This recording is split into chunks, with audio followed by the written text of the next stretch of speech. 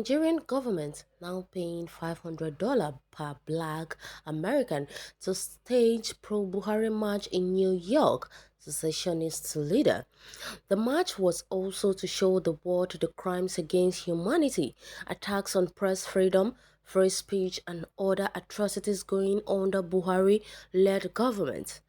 The Nigerian government is hiring black foreigners living in the United States of America (USA) with $500 per head to stage a pro-president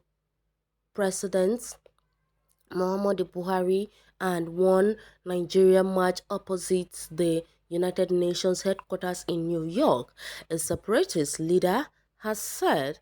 Professor Banji Akintoye, the chairman of Nigerian Indigenous Nationalities Alliance for Self-Defense Determination, NINAS, alleged that the protest will be staged on Friday, September 24, 2021.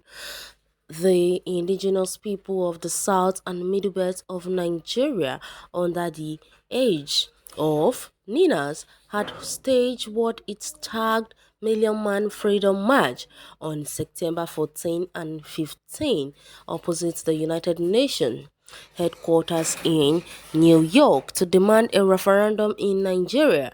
The march was also to show the world that crimes against humanity, attacks on press freedom, free speech, and other atrocities going on under President Muhammadu Buhari-led government. Ninas is demanding the conduct of a regional referendum so that indigenous people can decide if they want to leave Nigeria or not.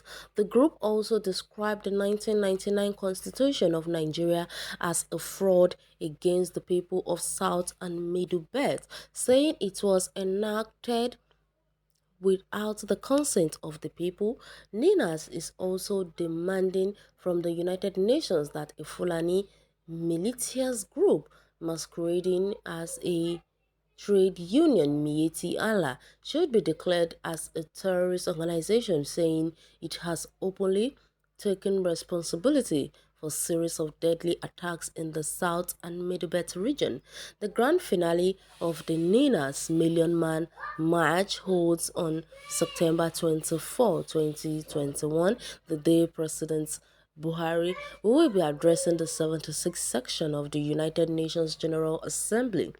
NINAS is the umbrella body for self-determination groups in the south and middle belt of Nigeria, with Ilana Omo representing the Yoruba land, Lower Niger Congress representing the south-south, and southeast and middle belt Renaissance movements representing the middle belt region. Well, Akintoye, in a statement made available to journalists through the NINA's Director of Public Communication, Mr. Maxwell Adeleye, said no. How the Nigerian government tries to scuttle the NINA's grand march, the will of the people shall prevail, accusing an unarmed top Nigerian government official and a popular Lagos journalist of currently hiring foreigners to masquerade as pro-one Nigerian protesters to counter Ninas in New York on Friday. Akintoye described the government agents as Wilfredo Pareto and Genato Moscas elitist lion. He described Nina's protesters as the fox, saying irrespective of the material and financial superiority of this lion, there is no way they can defeat united foxes. In a democracy, he said the Friday Grand March in New York shall be historic. Hence, the Nigerian government in G3, the ringleader of government officials from Kwara State and top Lagos journalists, are now in New York to start hiring black people who will pretend as Nigerians to stage a pro-Buhari and one Nigeria protest to counter Ninas on Friday. But we refuse to be rattled. We shall not be intimidated. No oppressor has ever triumphed against the collective will of the people. The people are the government and the power belongs to the people. The people make the constitution, the sovereignty belongs to the people. Our own strength lies in the hands of the people, therefore our march shall be people-centered. It shall be peaceful as usual. All the people of the South and Middle Belt is united in United States and Canada are urged to trump out in their large numbers to be present on Friday 24th September 2021 opposite the United Nations headquarters in New York as we demonstrate and expose before the world the rape of our ancestral lands and hijack of our assets and sovereignty by the Fulani-controlled Nigerian government.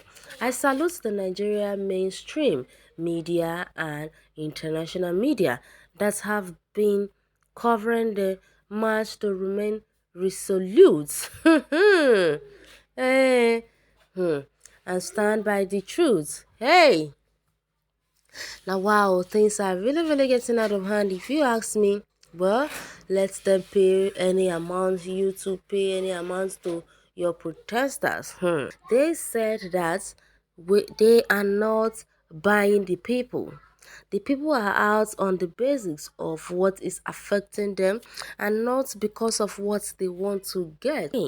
So I won't advise those of you who are saying they should pay those people too to calm down the whole protest. I will say it's a wrong move.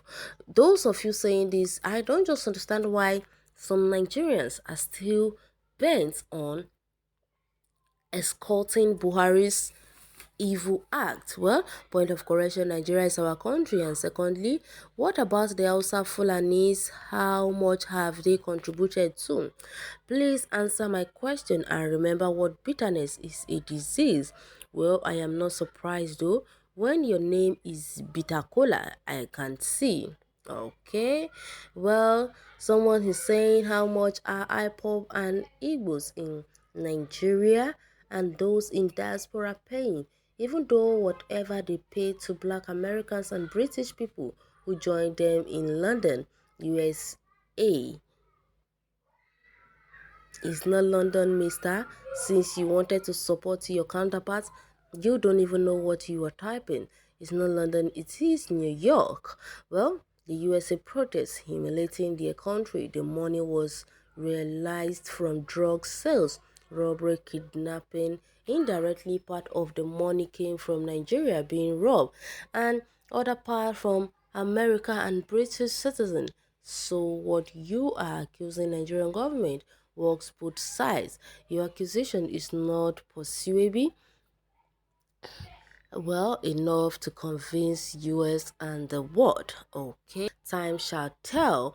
The whole thing is still going on, so you don't have to be faster than your shadow. We will know who will win and who will lose. Or you can go to the comment section and share your take on this article. Thanks for listening.